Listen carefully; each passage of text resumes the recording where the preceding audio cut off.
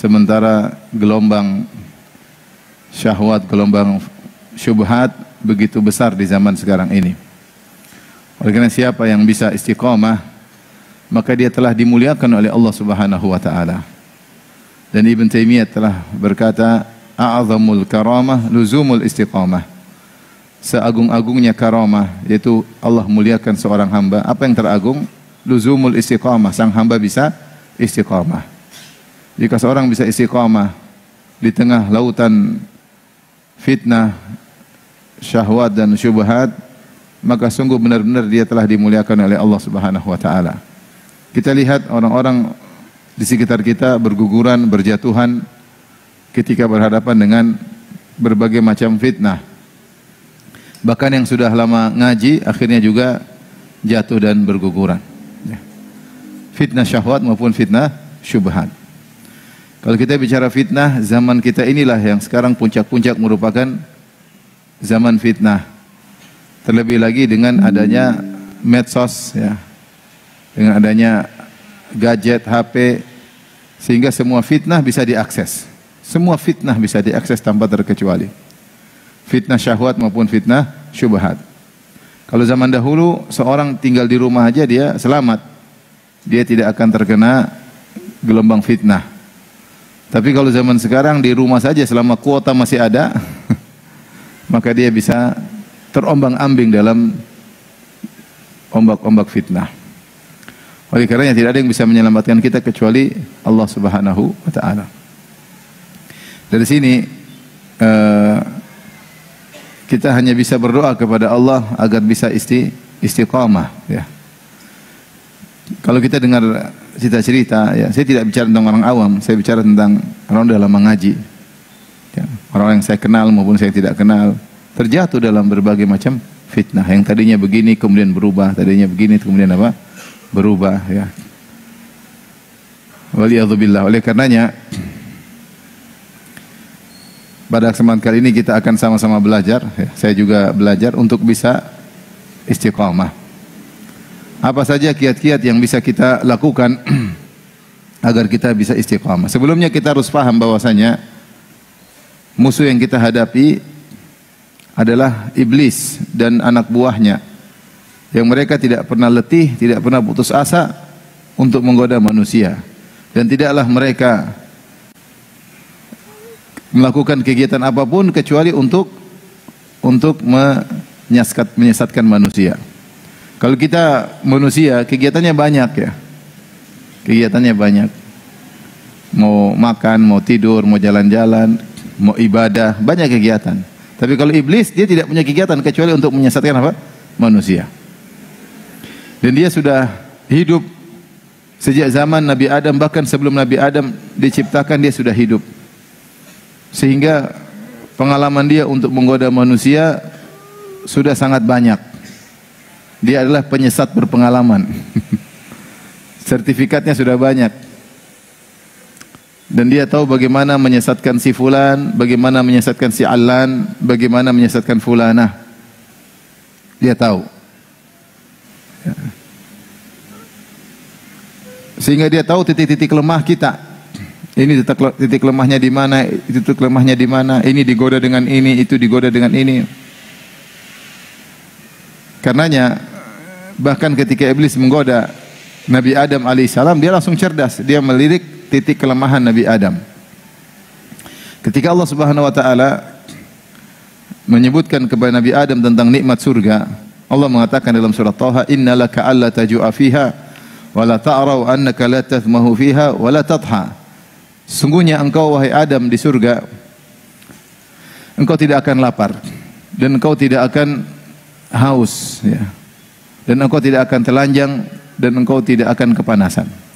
Nikmat yang luar biasa. Makanan ada, minuman ada, pakaian ada, tidak kepanasan. Masuklah Adam dan Hawa dalam surga. Tetapi Allah tidak mengatakan kepada Adam, engkau akan abadi. Titik inilah yang dilihat oleh iblis. Maka iblis tahu Adam akan nyaman di surga. Dan kalau seorang sudah nyaman, dia tidak ingin berubah kondisi. Dia ingin kenyamanannya abadi. Maka disitulah iblis lihat titik ini, maka iblis menggoda Adam dari sisi keabadian. Maka Adam sudah tahu dia dilarang makan oleh Allah untuk mendekati pohon tersebut. Jangankan makan, mendekati pun dilarang. Dan Allah sudah ingatkan, inna hadza aduwwun laka wa li zaujika. Sungguhnya iblis ini adalah musuh engkau dan musuh istrimu. Fala yukhrijannakuma minal jannati fatashqa. Jangan sampai dia mengeluarkan kalian berdua dari surga maka kau akan sengsara. Allah sudah ingatkan. Tapi iblis tidak putus asa, iblis cerdas.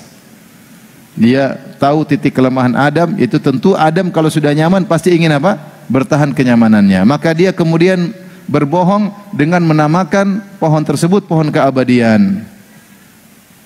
Maka dia berkata, hal adulluka ya Adam, hal adulluka ala syajaratil khuldi wa mulkin la yabla. Wahai Adam, maukah aku tunjukkan kepada engkau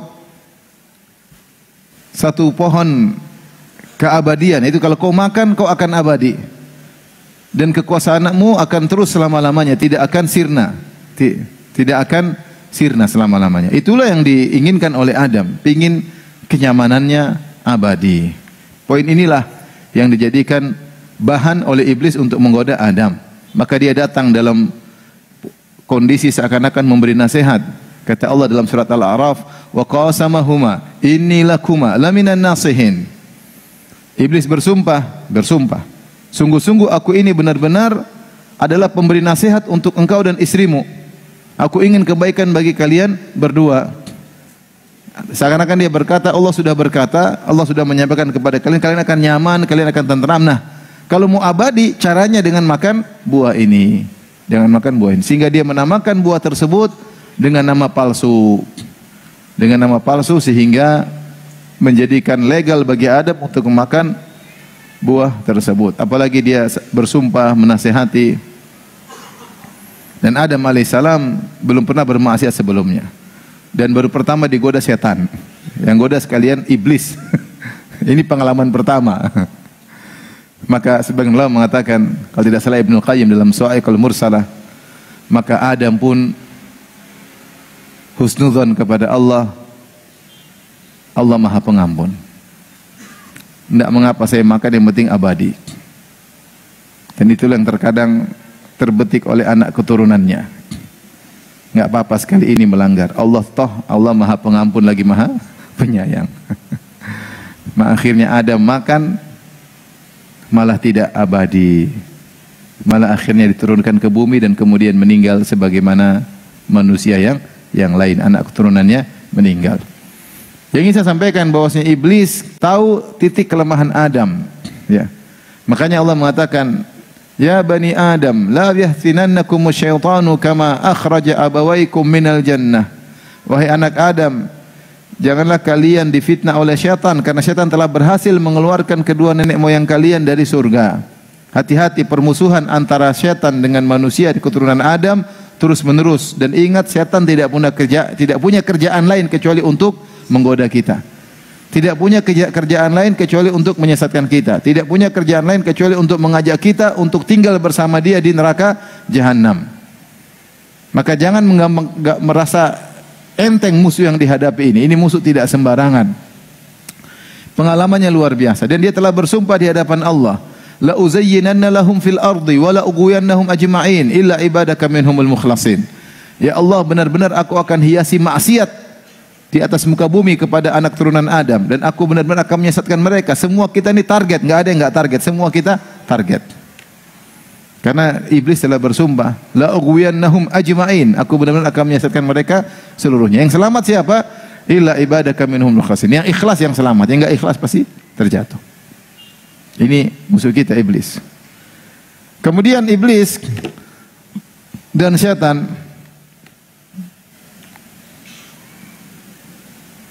benar-benar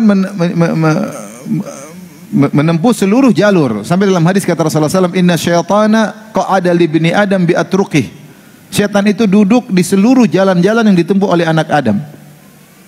Semua yang ditempuhnya ada syaitan nunggu di situ.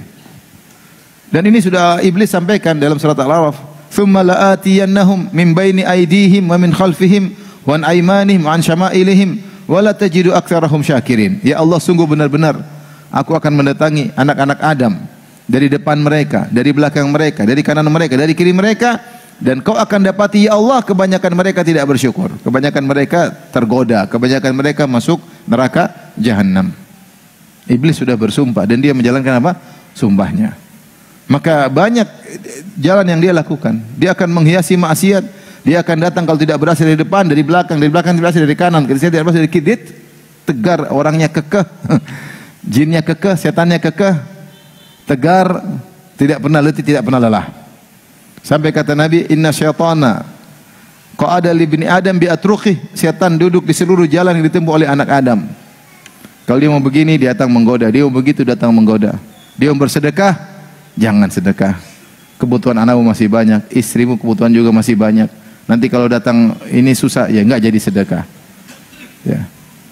Dia mau ke masjid, datang lagi. Ngapain ke masjid? Di rumah lebih khusyuk. Macam-macam, banyak setan punya godaan. Dia mau haji, nanti ajalah. Masih umur panjang, nanti aja. Jangan daftar sekarang, nanti aja. Macam-macam ya. Setan luar biasa.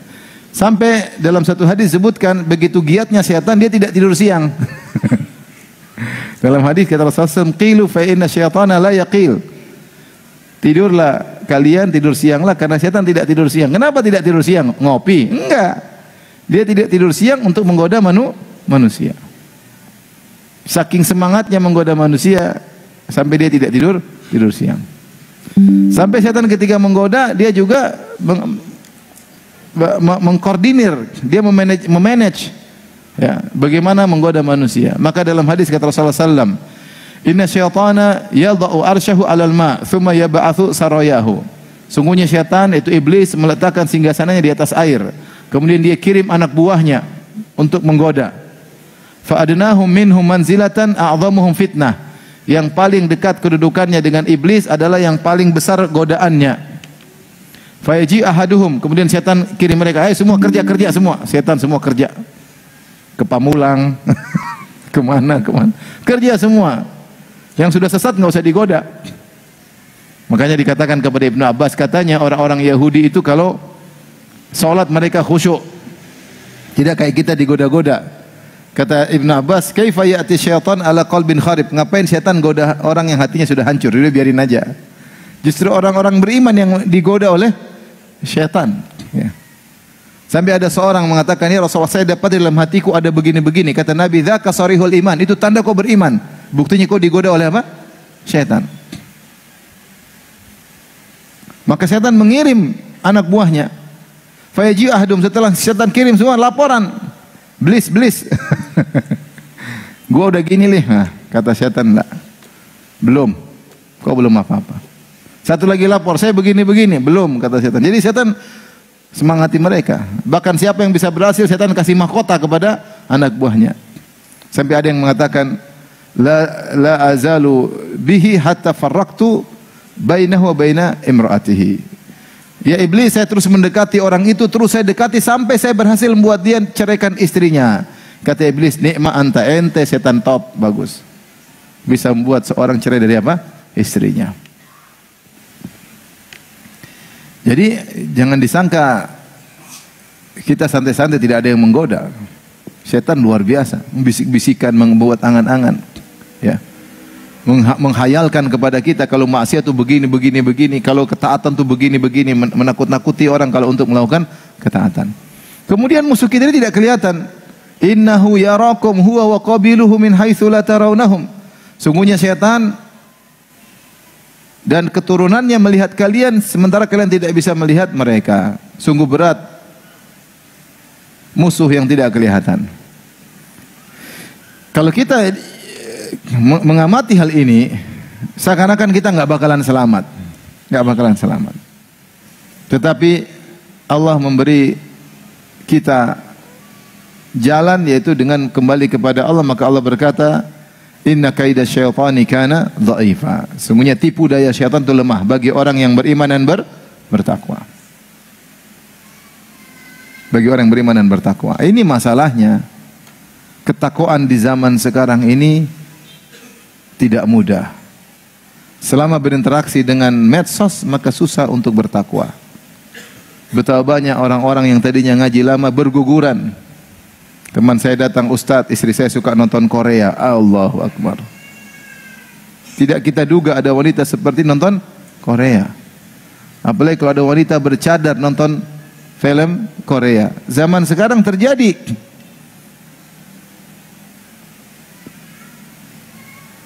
Akhirnya sudah, kalau sudah kecanduan nonton, waktu habis. Kapan membaca Qur'annya? Kapan menundukkan pandangannya? Sudah mulai hambar.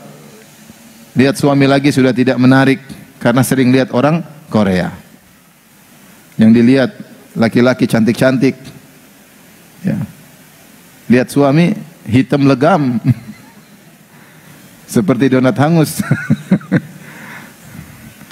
Sehingga rumah tangga sudah tidak nyaman lagi. Tidak rindu lagi sama suami. Kenapa? Kebanyakan nonton film Korea, kebanyakan melihat hal yang haram.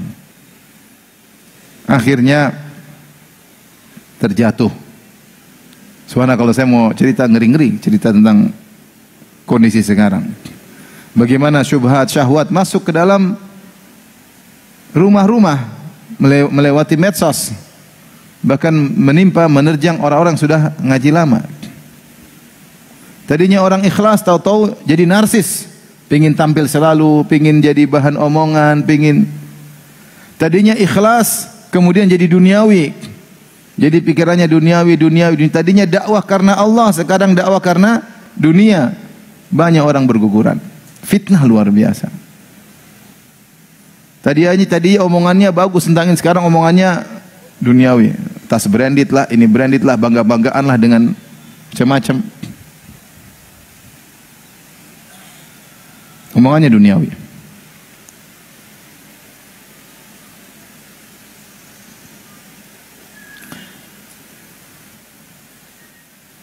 Sampai orang ibadah pun sudah bangga-banggaan.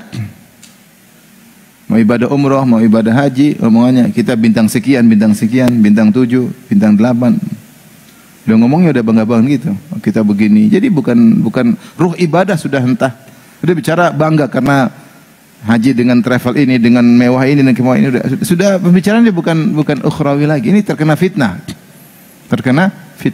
Ya sudah, alhamdulillah kalau dimudahkan dengan travel yang bagus, yang mahal, tapi bukan jadi bahan untuk bangga-banggaan. Itu cermin bahwasanya kita pikirannya bukan ukhrawi lagi, pikirannya sudah duniawi. Ketemu sama ikhwan bukan bicara akhirat, bicara gimana ini, mobil mewah, ini mewah, itu mewah. Bicaranya sama ikhwan nih, bukan bicara orang awam. Kita bicara udah pada ngaji. Bicara tentang duniawi semua. Dia udah beli apa, saya belum beli apa. Dia sudah beli apa, saya belum beli apa. Maka kita tidak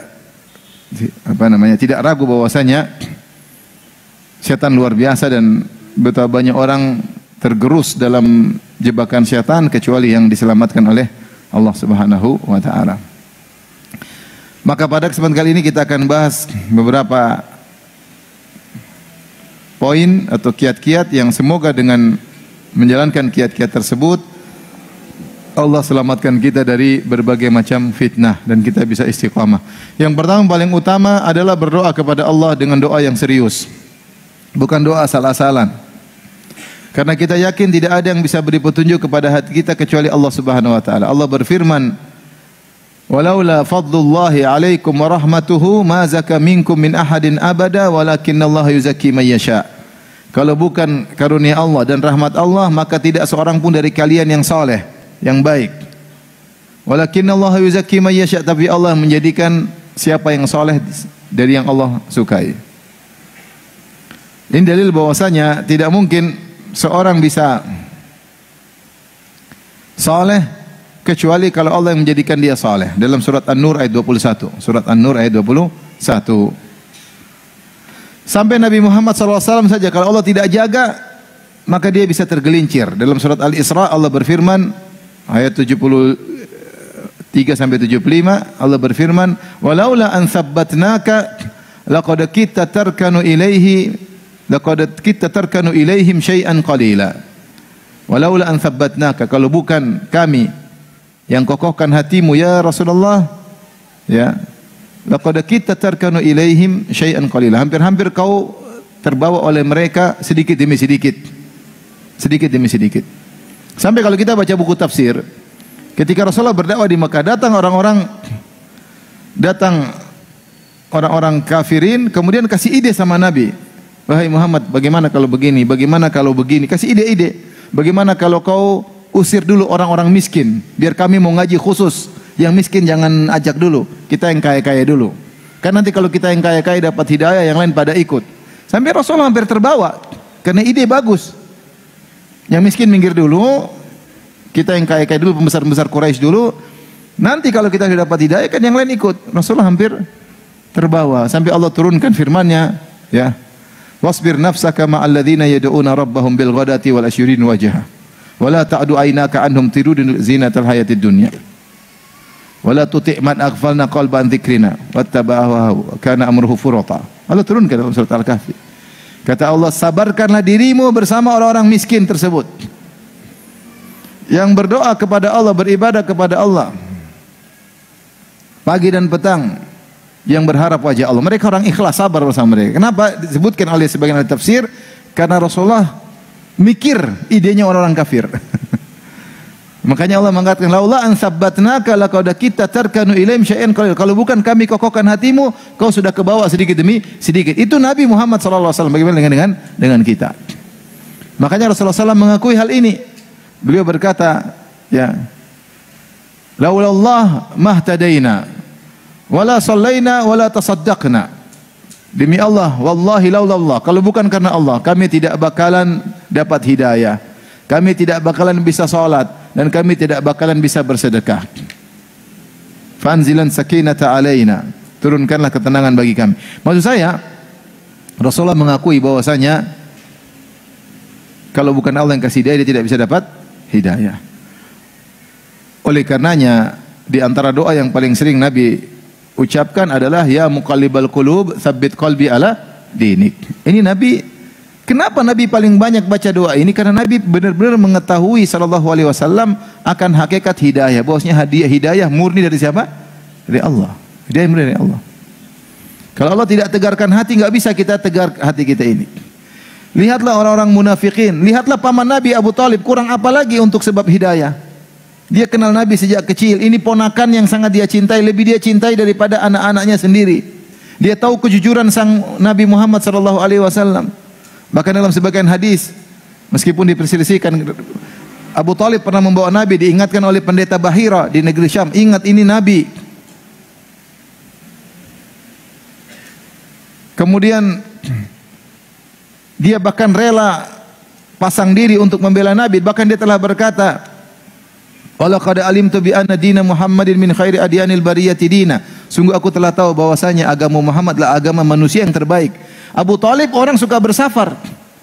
Dia pembesar Quraisy, pedagang, dia tahu agamanya di Syam, dia tahu. Dia ketemu orang Nasrani, dia ketemu orang Yahudi, dia ketemu orang Majusi, dia ketemu berbagai macam agama kesyirikan, dia tahu semua, dan dia sudah mengadakan studi banding. Dia mengatakan, walaqad alimtu bi anna dina Muhammadin min khairi adyanil bariyati dina. Sungguh benar-benar aku tahu agama ponakanku ini agama terbaik dari seluruh agama manusia. Tapi kenapa tidak beriman? Walaulal malamatu wa hidharu masabbatin lawajadtani samhan bidzaka mubina. Kalau bukan karena takut dimaki-maki, dicerca oleh orang, kau akan dapati aku terus terang dengan agama Muhammad. Tidak masuk Islam. Agar kita yakin bahwasanya hidayah di tangan Allah Subhanahu wa taala. Hidayah di tangan Allah Subhanahu wa taala. Apalagi kurangnya sebab hidayah? Dia ngerti bahasa Arab, dia nggak tahu tentang keagungan Al-Quran. Orang Arab mengerti tentang bagaimana balaghahnya Al-Quran. Ini bukan karangan manusia. Dari hati kecil mereka tahu ini bukan karangan Muhammad. Sampai mereka menuduh Muhammad dibantu oleh banyak orang. Karena tidak bisa bikin bagaimana kata-kata yang terucap dalam Al-Quran itu luar biasa. Tapi hidayah di tangan Allah Subhanahu wa taala. Oleh karenanya Rasulullah SAW berdoa, ya muqallibal qulub, wahai pemula balik hati. Benar, hati kita ini bisa goyang dengan satu sebab aja. Seorang dengar syubhat satu aja, dia bisa berubah imannya, bisa hancur imannya. Ya akhi, sebagian orang Coba-coba dengar syubhat ateis, langsung ragu dengan Tuhan, langsung ragu dengan Tuhan. Ngeri zaman sekarang. Saya nggak usah bicara di Indonesia. Bahkan di Arab Saudi dibikin lajnah anti ateis, lajnah anti ateis karena banyak orang terpengaruh. Ada anak muda yang terpengaruh, maka dibuat lajnah untuk mengembalikan fitrah mereka. Fitrah yang begitu kuat, bahwasanya Tuhan itu ada, bisa hancur gara-gara syubhat yang terlalu kuat. Sudah banyak orang rusak ya, gara-gara ngelihat syubhat. Jangankan antum menuntut ilmu, banyak yang terjatuh. Tadinya tidak suka bid'ah, jadi suka ikut melakukan apa? Bid'ah. Maka bahkan membela ahlul bid'ah. Bahkan mulai ragu dengan dakwah tauhid. Ada orang berubah, ada berubah. Tadinya bikin kajian tentang kitab Ahlus Sunnah, berubah jadi kitab Ahlul Bidah, dia ngajarin. Berubah. Syubhat begitu kuat. Ngeri. Belum syahwat. Waduh, ngeri luar biasa. Kasihan anak-anak muda yang hafidh Quran, tahu-tahu dicekokin dengan nonton film yang tidak-tidak, rusak semua yang dia pelajari selama ini. Kasihan. Ngeri. Kemudian apa yang dia tonton tersebut mengakar dalam hatinya, sehingga menyertai kehidupannya. Bahkan nanti kalau sudah berkeluarga tetap mengakar dalam hatinya. Tontonan yang susah hilang filenya. Mengerikan. Jadi mau saya, dengan salah pandang, salah melihat, salah mendengar, kita bisa goyang, bisa rusak. Ya. Belum lagi kalau muncul Dajjal. Makanya ketika Rasulullah sebutkan Dajjal, Rasulullah mengatakan jangan falian anhu, maka faliyana anhu, atau sebagaimana Rasulullah mengatakan ya, kalau datang Dajjal maka jauhilah, jangan dekati. Bisa jadi seorang merasa pede, ketemu Dajjal berubah, ikut Dajjal. Saking kuatnya apa? Syubhat. Maka maksud saya ketika kita berdoa, ya muqallibal qulub, kita serius, ya Allah yang bolak-balik hatiku, ya Allah. Jangan sampai saya berubah, ya Allah. Tadinya semangat ibadah jadi malas beribadah. Tadinya semangat baca Quran jadi malas baca Quran. Tadinya pikirannya akhirat jadi pikiran duniawi. Kasihan. Ada istri soleha baik-baik salah bergaul dengan ibu-ibu kaya-kaya, jadi pikirannya apa? Duniawi. Padahal suaminya nggak punya duit. Kasihan. Kalau suami punya duit masih mending. Suaminya nggak punya duit, tapi pikirannya duniawi. Ngeri. Anak-anak ngeri. Oleh karenanya kalau kita berdoa serius, ya muqallibal qulub, tsabbit qalbi ala dinik. Hati ini yang tadinya ikhlas menjadi riya. Tadinya ikhlas sekarang mulai suka dipuji, suka disanjung. Jadi narsis, ingin semua kegiatan yang dilakukan diketahui oleh orang lain. Berubah hatinya. Banyak orang berguguran. Oleh karenanya di antara cara agar istiqamah, sering berdoa. Di antaranya ya muqallibal qulub tsabbit qalbi ala dinik. Di antaranya ketika sampai pada Al-Fatihah, sampai ihdinas siratal mustaqim, kita lebih seriuskan hati. Kita ini sering baca Al-Fatihah, tapi kita karena saking hafalnya kita baca seperti hanya formalitas, kita tidak menghayati makna-maknanya. Sesungguhnya Al-Fatihah itu adalah doa yang terbaik sampai pada ihdinas siratal mustaqim. Ya Allah, berikan aku petunjuk kepada jalan yang lurus. Dan semua ini dibuka sampai Ibnu Qayyim menyebutkan begitu agungnya doa ini sampai Allah ngajarin gimana cara kita berdoa. Maka di awal Al-Fatihah kita muji-muji Allah. Alhamdulillahirabbil alamin. Kita muji Allah. Ar-Rahmanir Rahim. Yang Maha Pengasih lagi Maha Penyayang. Alhamdulillah segala puji bagi Allah penguasa alam semesta. Ar-Rahmanir Rahim. Malik Yaumiddin, yang menguasai hari pembalasan. Iyyaka na'budu wa iyyaka nasta'in. Kita bertawassul. Ya Allah, kepada Engkau lah kami beribadah dan hanya kepada Engkau lah kami bertawakal. Baru kita memohon, ihdinas siratal mustaqim, tunjukkanlah aku jalan yang lurus. Jalan yang mana? Siratal ladzina an'amta alaihim, jalan orang-orang telah Engkau berikan nikmat kepada mereka. Itu jalan orang-orang top. Minan nabiyyin wasiddiqin wasyuhada wassalihin, jalannya para nabi, para syuhada, para siddiqin, para salihin. Ghairil maghdubi alaihim waladdallin, bukan jalannya orang-orang yang kaum murka Yahudi yang punya ilmu namun tidak diamalkan, waladdallin Nasara tersesat beramal tanpa ilmu. Ini doa luar biasa. Kita ini mengerikan bagi kita para dai. Belajar ilmu tidak diamalkan, ngeri atau tidak? Ngeri. Seperti orang Yahudi, ilmu kebanyakan tapi tidak amalkan. Demikian juga jangan seperti Nasara, beramal tidak punya ilmu. Kita minta hidayah agar keluar dari dua kesesatan ini. Jangan sampai punya ilmu tidak beramal, jangan sampai beramal tanpa ilmu. Kita minta hidayah. Hidayah ilmu, hidayah amal. Istiqamah. Di antara makna ihdinas siratal mustaqim, tunjukkanlah kami jalan yang lurus, maksudnya ya Allah, kalau kami sudah di jalan yang lurus, istiqomahkanlah kami, tegarkanlah kami di atas jalan yang lurus. Makanya di antara doa yang sangat membantu kita untuk istiqamah, ketika sampai pada lafal ihdinas siratal mustaqim, tolong lebih konsen. Bahwasanya kita sangat butuh hidayah di zaman sekarang ini. Sangat-sangat butuh hidayah. Kita enggak tahu ngurus keluarga terkadang salah caranya, ngurus anak terkadang salah caranya, ngurus usaha terkadang salah caranya. Kalau Allah tidak kasih hidayah, kita tersesat. Bahkan dalam berdakwah, kalau kita Allah nggak kasih hidayah, banyak niat-niatnya nggak benar ketika kita berdakwah. Ngurus majelis taklim, kalau nggak karena Allah juga kadang-kadang kacau.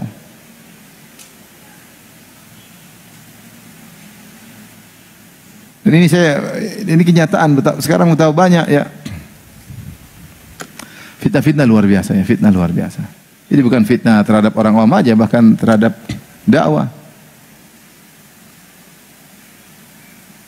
Ada IO khusus untuk menduniawikan dakwah. Ada.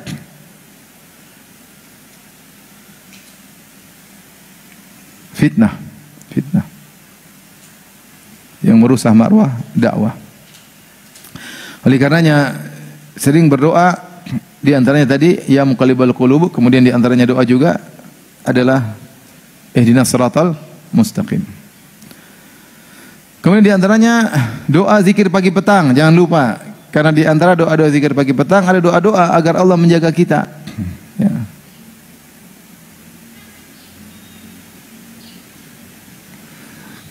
Di antaranya Allahumma a'udzubika minal kasali wa su'il kibar. Ya Allah, aku mohon kepada Engkau berlindung dari kemalasan. Di doa itu. Karena malas ini bikin orang tidak istiqomah. Malas ngaji enggak jadi istiqomah. Malas baca Quran jadi tidak istiqomah. Malas silaturahmi jadi tidak istiqomah. Malas ngurus anak jadi tidak istiqomah. Malas dakwahi istri jadi tidak istiqomah. Allahumma a'udzubika minal kasali wa su'il kibar. Ya, di antaranya berlindung dari kemalasan. Ini doa zikir pagi petang. Di antara zikir pagi petang, Allahumma afini fi jasadi, Allahumma fini fi sam'i, Allahumma fini fi basari, la ilaha illa anta. Ya Allah, berilah keselamatan pada jasadku, keselamatan pada pandanganku, keselamatan pada pendengaranku. Ini sangat kita butuhkan di zaman sekarang ini. Agar kita tidak melihat sembarangan, agar kita tidak mendengar sembarangan. Ini yang bikin kita musibah medsos. Seorang nonton di medsos beritanya yang menyampaikan perempuan cantik, terbuka rambutnya, terbuka auratnya, kelihatan sebagian dadanya, seksi menor. Habis nonton gitu setengah jam terus lihat istrinya, Allahu Akbar.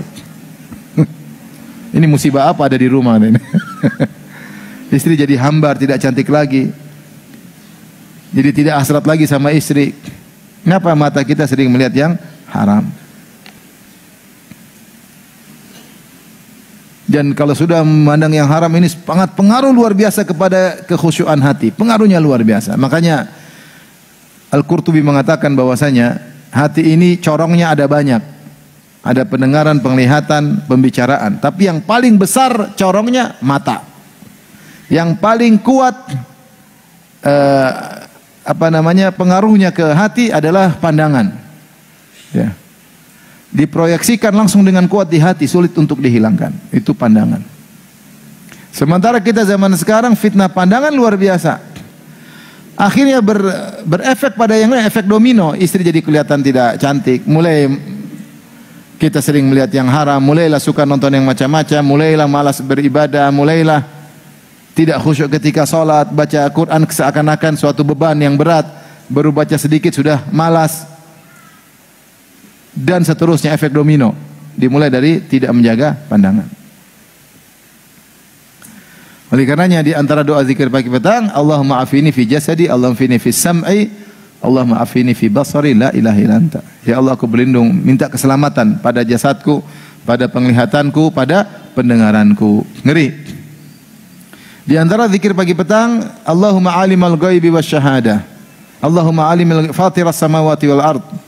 Alimul ghaibi wasyahadah. Rabb kulli syai'in wa malikah. Asyhadu an la ilaha illa anta, a'udzubika min syarri nafsi wa syarri syaitani wa syirkih. Di antara doa zikir pagi petang.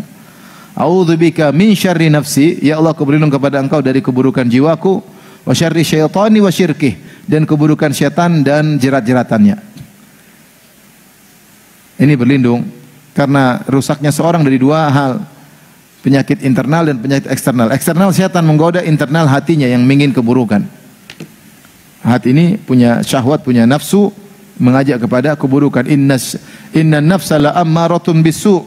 Sungguh jiwa itu benar-benar sering mengarah kepada keburukan. Pingin ini, pingin ini, pingin ini, pingin ini.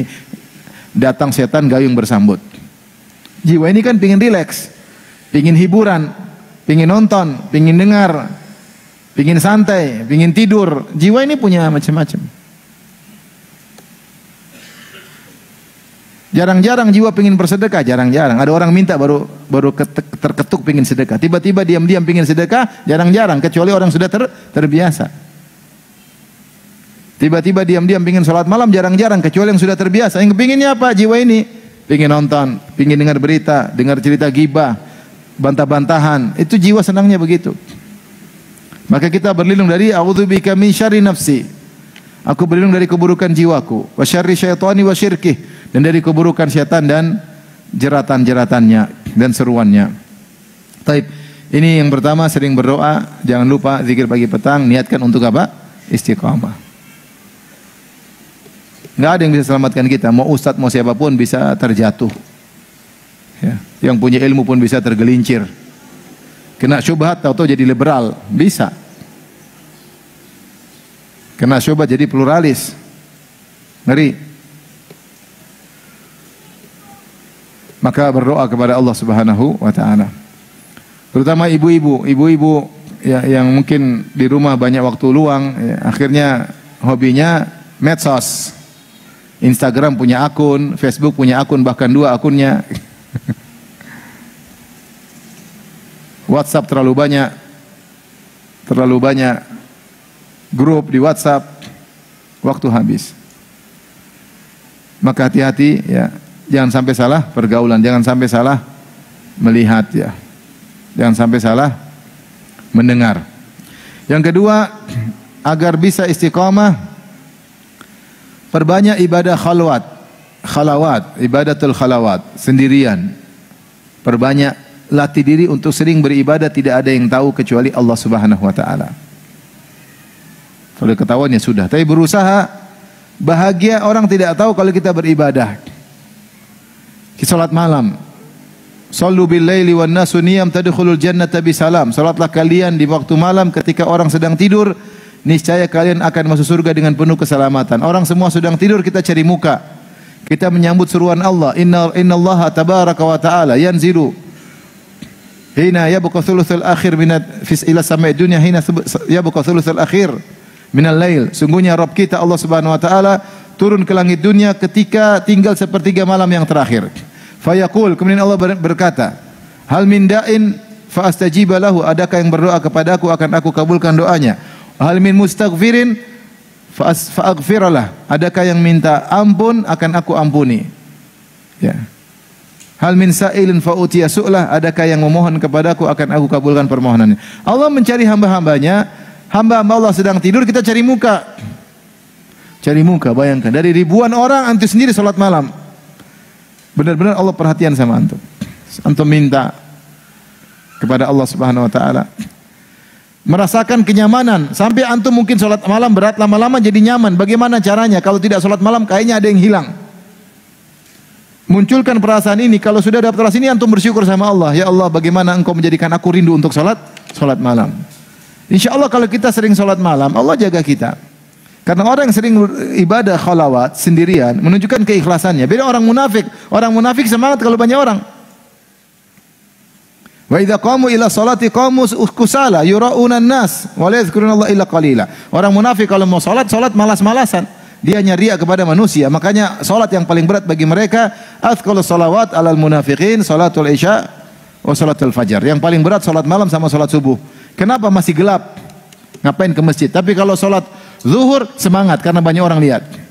Salat asar semangat banyak orang lihat. Salat maghrib masih mau menjelang masih banyak orang lihat, maka semangat. Tapi salat isya nggak ada yang lihat, berat. Pingin karena tidak ada yang melike. Nggak ada yang like. Tapi kalau zuhur, asar, maghrib yang like banyak. Maka kita menyelisih orang munafik. Buktikan kepada Allah bahwasanya tanpa ada penglihatan manusia pun saya beribadah kepada Engkau ya Allah. Saya buktikan kepada Engkau ya Allah bahwasanya saya berusaha untuk ikhlas.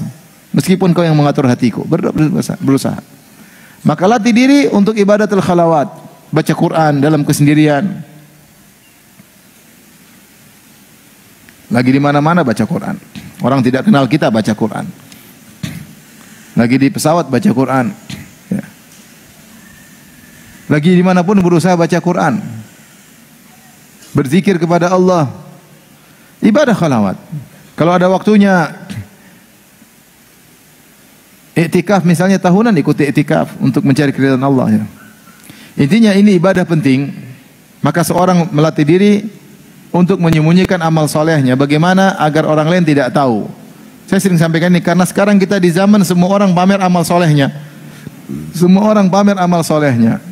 Apalagi sebagian ustadz mencontohkan hal tersebut, suka pamer amal solehnya, sehingga akhirnya masyarakat terbiasa. Wong ustadz aja begitu, akhirnya ditiru,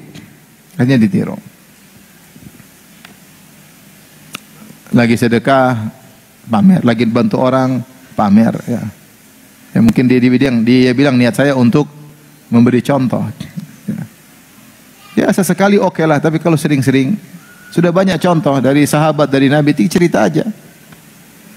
Tidak perlu kita membranding diri kita sendiri. Akhirnya orang pada ikut-ikutan.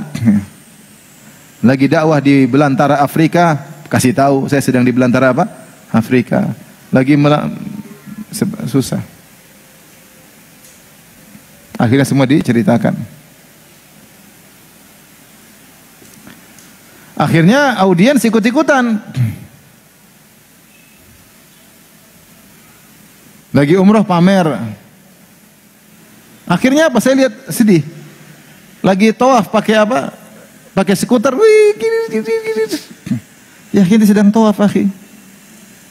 Tawaf pakai skuter, kemudian kayak main bom kar. Kemudian asik nih lagi nih.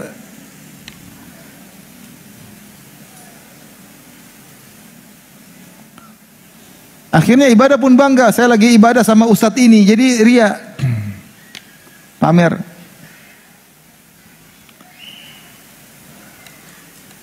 Antum kalau mau selamat, sembunyikan amal soleh antum. Tidak perlu orang lain tahu. Kalau istri perlu tidak tahu, tidak usah kasih tahu.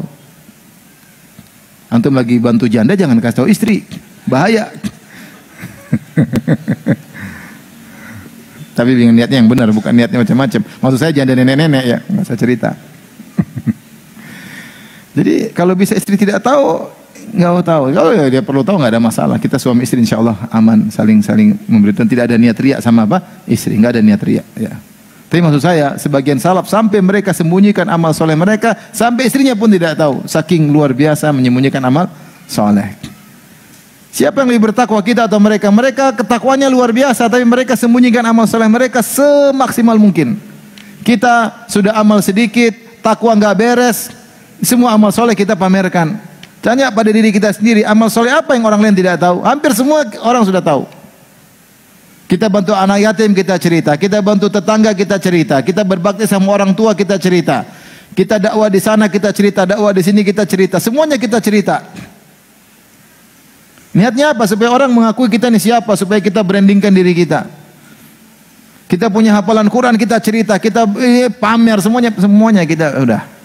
Yang tersisa disembunyikan hanya untuk Allah mana? Sedikit. Atau tidak ada sama sekali. Bukankah Rasulullah SAW mengatakan, man istata'a minkum an yakuna lahu khabi'un min amalin salih falyaf'al. Siapa di antara kalian yang mampu punya amal soleh tersembunyi, lakukanlah. Kalau kita biasa menyembunyikan amal soleh, semoga Allah menguatkan ikhlas kita. Kalau kita semakin ikhlas, makin selamat dari godaan syaitan. Syaitan yang berkata tadi, La aghwiyannahum ajma'in illa ibadaka minhumul mukhlasin. Sungguh aku benar-benar akan menyesatkan mereka kecuali hamba-hambamu yang ikhlas. Di antara makna mukhlasin yang ikhlas. Itu yang selamat. Lihat Nabi Yusuf bagaimana bisa selamat dari godaan syahwat.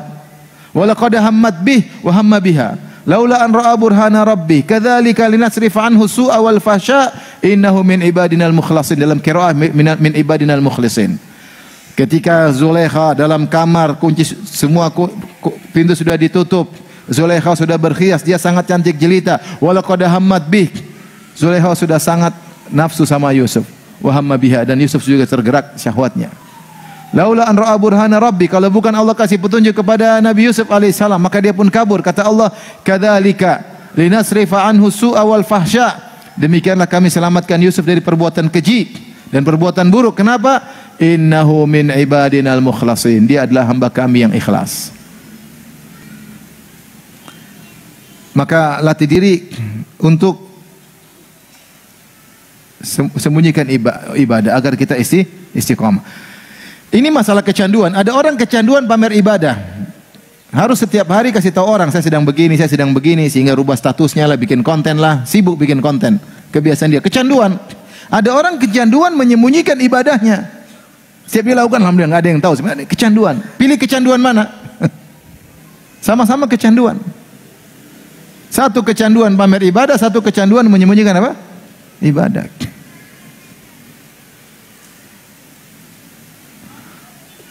Oleh karenanya, di antara cara agar bisa istiqamah adalah dengan menyembunyikan amal saleh, dengan ikhlas. Kita ini sudah amal sedikit, pamer lagi. Sedekah baru 1 juta aja udah dibilang sana sini. Yang sedekahnya puluhan miliar diam-diam aja. Saya pernah ngajak kawan, dia bangun masjid. Total biaya kira-kira 10 miliaran lah, kurang lebih. Dia cuma mau lihat. Tahu-tahu diumumkan namanya. Terima kasih kepada Bapak Fulan. Wow, dia langsung marah, muka merah dia. Kenapa sebut nama saya, dia marah. Bukan berdiri, ya doain ya, doain. Semoga berkah. Enggak. Dia marah, benar-benar marah. Bukan marah dibuat-buat, langsung mukanya langsung marah. Langsung marah. Karena terbiasa ikhlas, ketika ketahuan dia nggak suka. Ini semua mau dipamerkan. Tawaran, kamu nggak makan hari ini, kamu nggak makan, kan bisa bilang lagi puasa. Nggak usah bilang ini hari apa, ayo, hari apa, ayo. Hari Senin kan, nah kalau Senin apa? Bilang aja lagi puasa, selesai. Lagi puasa.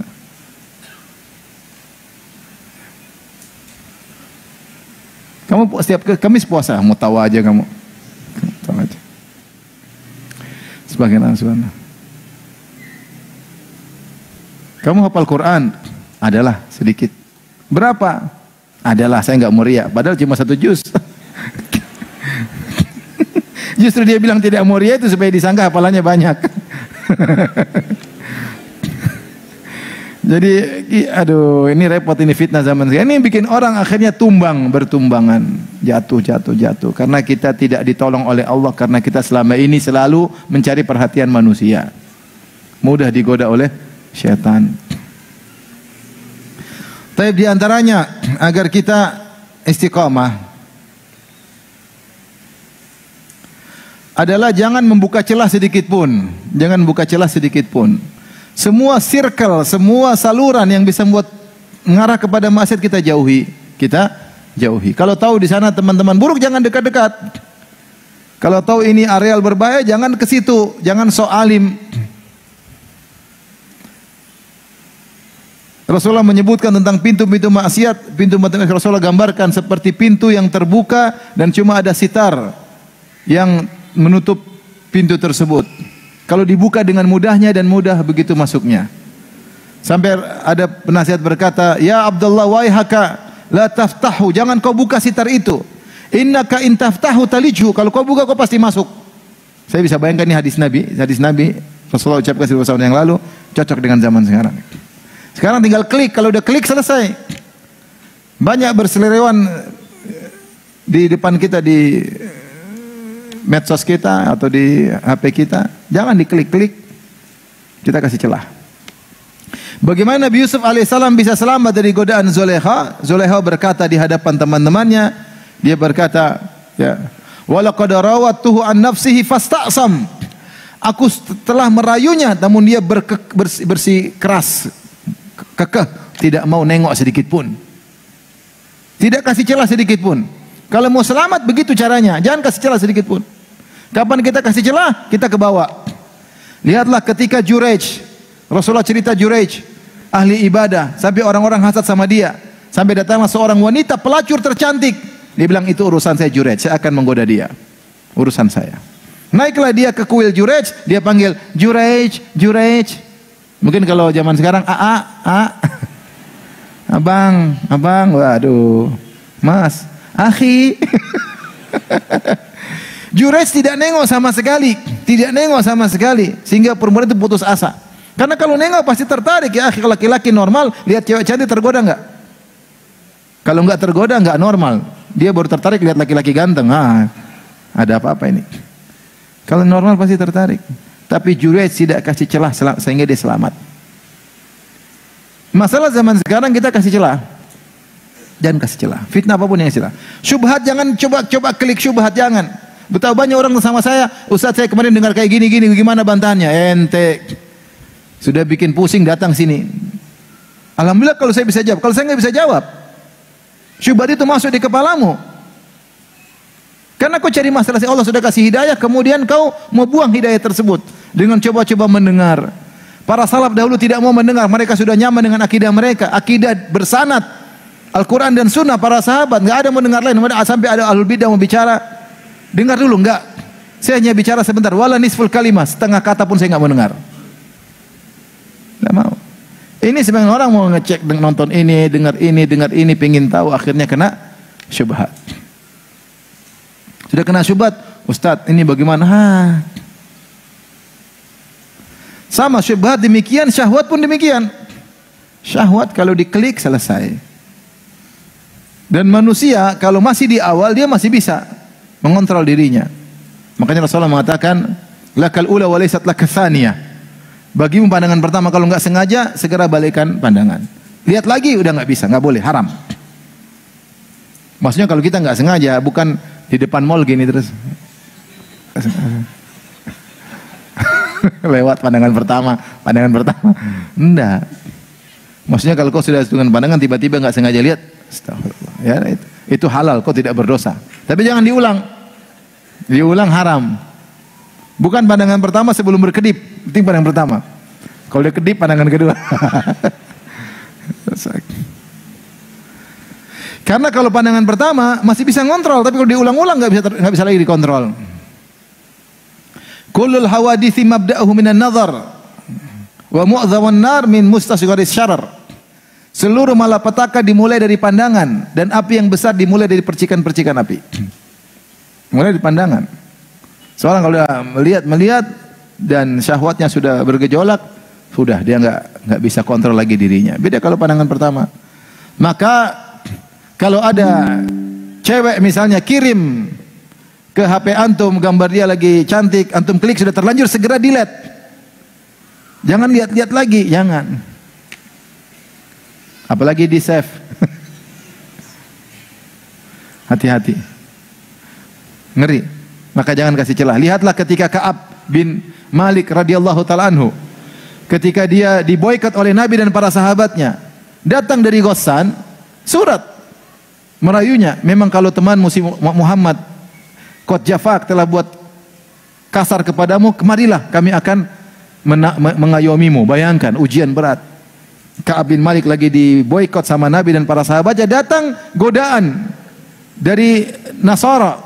Kalau kau mau gabung sama kami, apa yang dia lakukan? Dia bakar langsung kertas itu. Karena kalau dia simpan, nanti saat dia lagi iman lagi lemah, dia lihat, selesai. Kalau ada cewek goda, ente blokir, jangan ente simpan nomornya. Ente delete. Kan nanti lagi masalah, lagi marah-marahan sama istri, boleh juga nih. Iman lagi lemah. Coba dulu, siapa tahu ini memang hidayah dari Allah. Telepon, selesai. Kenapa ente kasih celah? Kita yang bikin masalah kita ini, kita kasih apa? Celah. Kalau mau selamat jangan kasih celah. Fasta'sam. Yusuf alaihissalam. Apa kurang cantiknya Zulekha? Apa kurang baiknya Zulekha? Cantik, baik, kaya, apalagi kurangnya? Kita mana ada cewek cantik kaya godain kita? Enggak ada. Yang ada miskin, jelek. Tapi kenapa dia selamat? Di antara sebabnya fasta'sam, dia tidak kasih apa? Celah. Celah. Maka berusaha ya. Saya mas fitnah wanita bukan main-main ya. Jangan kasih celah. Jangan kasih celah. Ya. Saya sering bilang, saya berusaha di HP saya tidak ada nomor telepon akhwat, nggak ada. Cuma satu yang ada. Itu karena dia minta lagi, saya kasih lagi. Nenek-nenek, nggak apa-apa. Nenek, panitia pengajian. Yang lain nggak ada. Mau apa-apa lewat istri. Ya. Kita nggak tahu fitnah bisa datang kapan saja. Kalau kita buka celah nanti, makanya saya sering gonta-ganti nomor. Itu usaha saya pun belum tentu selamat kalau Allah tidak apa? Selamatkan. Ya. Usaha dari hamba yang miskin ini ya. Karena tahu tentang bahayanya fitnah apa? Wanita. Ini jadi masalah kita kasih celah. Kita ngeklik, itu masalahnya kita ngeklik. Penasaran, begitu ngeklik, selesai. Waktu habis. Nonton macam-macam lah, nonton film Korea lah, nonton film Hollywood lah. Habis umur. Betapa sering akhwat cerita ke saya, Ustadz suami saya sering nonton. Saya sampai malu, saya sampai pura-pura nggak dengar. Karena suaminya jenggot panjang suka nonton film Hollywood. Saya sampai pura-pura nggak dengar, nggak enak saya dengarnya. Kenapa kasih celah diri sendiri, buka pintu fitnah. Kalau mau selamat, jangan pernah ragu-ragu untuk menutup pintu fitnah. Jangan coba-coba untuk klik. Wahai haka ya Abdullah, la taftahu innaka in taftahu talijhu. Celaka engkau, jangan kau klik. Kalau sekali kau klik, kau akan masuk dalamnya. Masuk dalam lautan sampah. 1 jam, 2 jam nonton film, istrinya maksiat semua. Dengar musik, perempuan terbuka auratnya. Buang waktu. Tahu-tahu meninggal dunia, dibuka catatan amal isinya film seri 1, seri 2, seri 3. Yang berikutnya, agar bisa istiqamah, berteman dengan orang-orang soleh. Kalau punya teman soleh, bikin komunitas. Teman soleh. Cari kegiatan yang baik, komunitas bikin kegiatan yang baik, ikhlas karena Allah, cari saling mengingatkan. Kita karena Allah ya, bukan karena dunia ya. Kalaupun dekat-dekat ustadz, ingat dekat ustadz karena Allah ya, bukan karena ingin terkenal. Kalau orang dekat ustadz, foto-foto lagi dekat ustadz, akhirnya dia sendiri terjerumus dalam riya.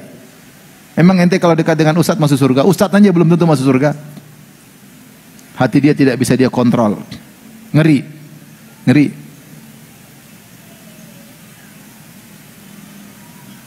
Oleh karenanya, cari teman yang kita punya sama-sama proyek akhirat. Proyek ngurus anak yatim kayak, proyek pengajian kayak, proyek daurah kayak, tapi bukan proyek IO cari dunia.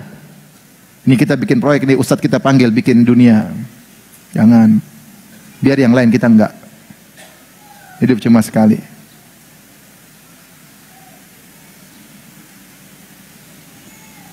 Ingat perkataan para anbiya, ya qaumi la as'alukum alaihi mala.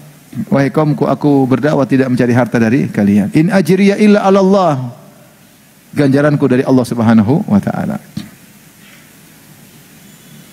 Berkata orang saleh, wa ja'a min aqsal madinati rajulun yas'a.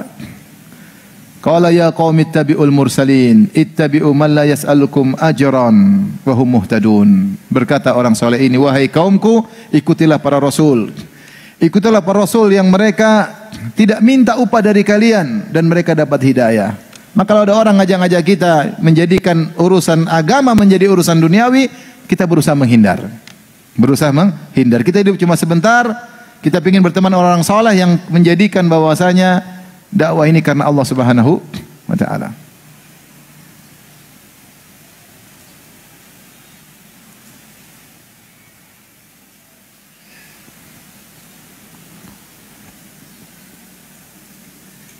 Ada orang mau menyumbang. Ustadz boleh pasang logo? Enggak. Saya bilang enggak. Ente nyumbang ikhlas karena Allah, enggak usah pasang logo ente. Nanti pasang-pasang logo berarti tidak ikhlas. Mau sampai kapan begitu? Dakwah pasang logo, pasang logo, pasang logo. Sampai kapan begitu? Udahlah ikhlas karena Allah, ente bantu aja.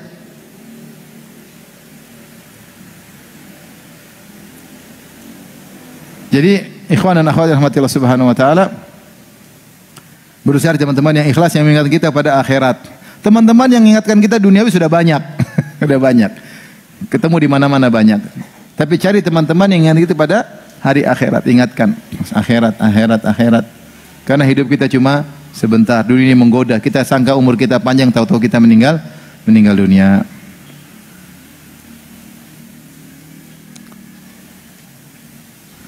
Semua teman yang buat kita semakin dekat dengan Allah, pegang erat-erat.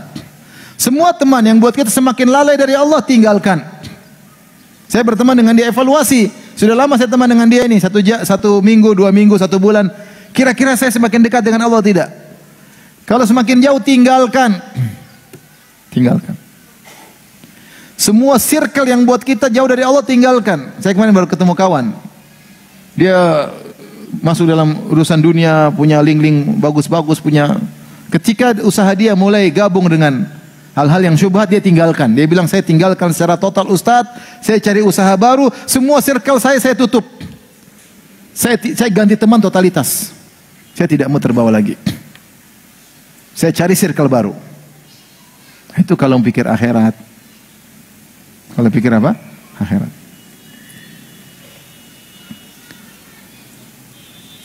Jadi, cari teman-teman yang buat kita dekat dengan Allah. Ibu-ibu kalau ada teman-teman ternyata ini teman sekarang bicara dunia terus. Sedikit-sedikit ngomong branded. Ini ada tas baru loh, ini ada sepatu baru loh, ini adalah HP baru loh, ini ada dompet baru loh. Jadi kita, ibu terbawa, akhirnya Instagram dilihat cuma barang-barang branded. Sampai terlalu berpikir macam-macam, akhirnya dia punya duit beli KW. Supaya disangka barang branded. Sudah bohong, dosa, nipu orang. Dikira asli, ternyata apa? KW. Terus beli barang haram, tidak boleh, barang KW nggak boleh dibeli. Terus dipakai lagi, terus hanya mencari hidup dalam angan-angan. Seakan kalau sudah punya barang branded, jadi mulia, jadi hormat, dihormati manusia. Punya teman seperti ini tinggalkan. Cari teman yang ngajarin zuhud, bukan cari teman yang ngajar kemewahan. Cari teman yang ngajar apa? Zuhud. Bukannya saya larang, boleh kemewahan, tapi bukan itu yang dicari. Kalau punya duit silakan aja. Tapi jangan bicaranya duniawi, sekapan? Udah umur 40 tahun ke atas, ada yang 50 tahun ke atas, sudah kakek-kakek, nenek-nenek, masih duniawi melulu. Kapan mau sadar? Maka cari teman yang bisa dekatkan diri kepada Allah, bukan yang menjauhkan dari Allah Subhanahu wa ta'ala. Tapi saya rasa sampai sini saja ya. Tentu masih banyak kiat-kiat, yang paling penting adalah berdoa kepada Allah Subhanahu wa taala. Jaga diri ya. Dan kita mulai dari diri kita pribadi, keluarga, kita jaga keistiqomahan anak-anak. Kita jaga istiqomah semampu kita, semaksimal yang bisa kita lakukan sampai malaikat maut mendatangi kita ya. Semoga Allah menganugerahkan kita semua istiqomah di jalan Allah Subhanahu wa taala. Amin ya rabbal alamin. Tapi kalau ada yang bertanya, saya persilahkan. Wallahu ta'ala alam bisawab.